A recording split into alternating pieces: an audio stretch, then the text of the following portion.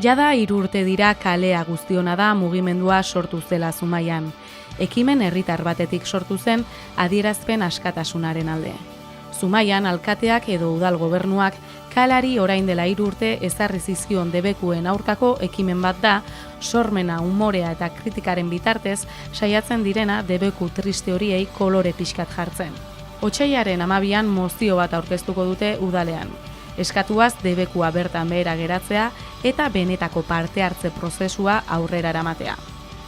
Bereik debekatu duten guztia, argudiatuz zikina dela, oso lotuta turismoarekin ere bai, hasierako mezuan beti turismoarekin lotzen zuten, kanpotik datozenei herritxukun eta garbi bat erakustearekin, horri lotzen zuten, adibidez, hilketa matxista salatzen dituen kartel bat, zikina dela esatearekin, edo hurrengo kontzertuaren berri ematen duen pegatina zikina dela esatearekin, edo laneko baldintza duinak aldarrikatzen dituzten margoekin edo kartelekin, edo pankartekin. Hori guztia, egun batetik bestera, herri mugimendua natural egiten zuna, debekatu zuten. Orduan zer egin genuen gu? Beraiek ilun eta triste eta zikina bezala aurkeztu nahi zutena, kalera atera, egun argiz eta ahalik eta jende gehien bilduz. Orduan egin ditugun 11 festa eta ekimen eta kartela jarri, beti humorerekin, beste mota bateko pankartak, edo beste kartelei, beste buelta bat eman, formatuan eta mezuan. Baina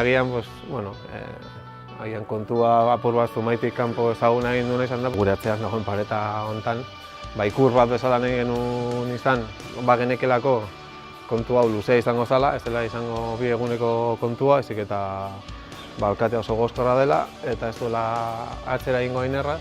Berdin da zen margotu dugun, margotu dugu 200.000 gairen inguruan, hau da 86. murala, denak zentsuratu dituzte 24 ordu, 12 ordu eta baino lehenago, hurrengo goiztian dena zentsuratuta.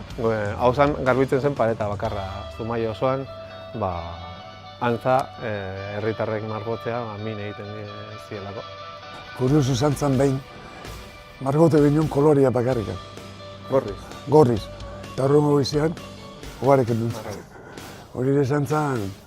Neko adierazgarria. Eta gero gauza, nik uste gure irabazi eduna izan da, jendeak ez duela ulertzen, Zumiko jende ez du ulertzen zergatik entzauen margoa gustatzen. Gaina, atatzetxo egutegiak, jende pila batek erosteu, itnetxo konzertuak, txoizuakin, bere zaharduakin, jende pila bat etortzea.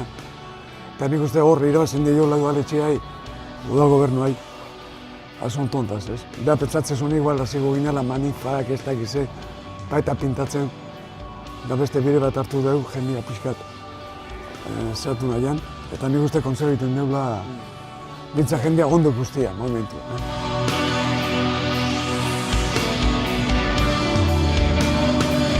Segun nola hartetzen du mozillo honek, haik apetzatzen pixkat ze jarrera eman nahi, ezta? Porque bestia da, herritarren eduna, kaleko, baina honei, haikin da pixka ez da edatzen, pixkat irikitzea herritarrei nahi duen organizazioa, bere murala, bere historia adirazteko, ez da guria pareta, guk erabili izan dugu, gure zehatzeko, horregia pixkat. Baina atera horretik ja aldatu da. Hau margotuta dago, eta hau iaia historikoa da 3 urtetan. Mozioa aurkeztu horretik, nola alkateak, nahiko tristea da bala esatea, baina ikusten zuen ez galduko edo galtzeko keraz eskala, berriro erabakizun, berari bururatu zaiolako, hemendik ordutik aurrera ez duela ezer zentsuratuko. Baina realitatea da, mozioa aurrera aterala ez, zehor eskatzen duguna parte hartze prozesu bat, debekoa bertan bera geratzea, eta parte hartze prozesu benetazko bat aurrera egitea. Kalea guztiona da sortzean, jarri dituen bi batzen gaituna, alegia. Baina hori onartu dezakete, eta gero, orain arte bezala, egiten jarraitu sudurpuntan jartzen zaiona. Horregatik atera gara beti eztabaida politikotik alderdikoia, guri berdin zagun alkatetzan zein dagoen. Mezu hau balio du A, B edo C baldin badago iguala, eta tamalez, guri tokatu zaigu behin erabaki bat hartuta, atzera egitea asko kostatzen zaio pertsona bat agintean eta nik uste oso lotuta dagoela kasu honetan maila pertsonaleko erabakiekin.